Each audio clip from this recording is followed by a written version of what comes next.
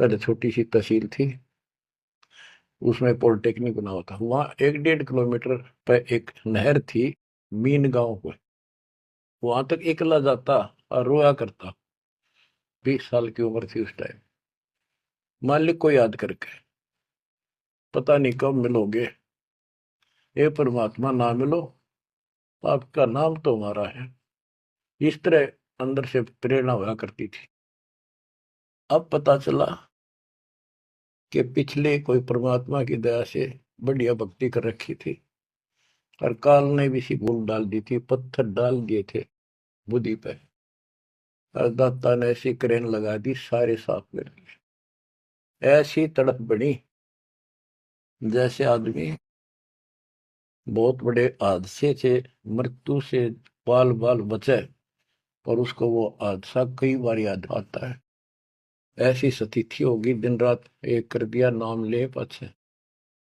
अपनी तो चिंता मिटी, औरों को समझाने की लगन लगी।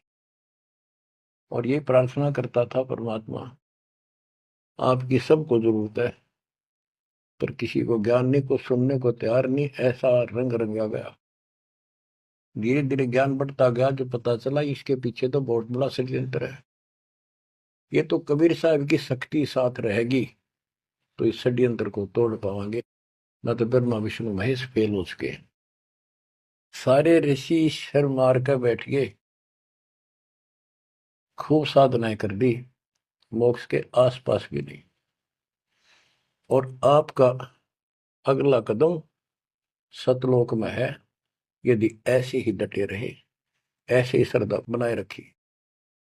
आप वो हो लखबर सूरा जूझ ही लखबर सावत दे, लखबर इतिहान में तो सतगुरु शरण। आप सतगुरु मान लियो, सामान्य आत्मा नहीं हो। आपको उदाहरण देता रहता है दोस्त। राजा अम्बरीश थे, वही आत्मा राजा जनक हुई। वही आत्मा जब पहले राजा था, नौकर थे, ठाठ थे, किसी चीज की कमी नहीं, धन की कमी नहीं, सम्मान की कमी नहीं, और भक्ति भी खूब किया करते थे। परमात्मा भी साथ रहते हैं जो बच्चा गऊ की नजर में। यूं साईं को संत भक्तों के पीछे फिरे, वो भक्त वत्सल भगवंत।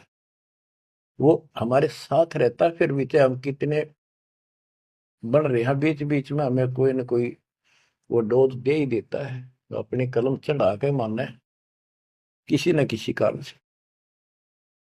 तो जब राजा थे, सारे ठाठ थे, विष्णु जी के पुजारी थे, और स्वर्ग में सारे पुण्य खत्म कर दिए काल में, और फिर पृथ्वी पर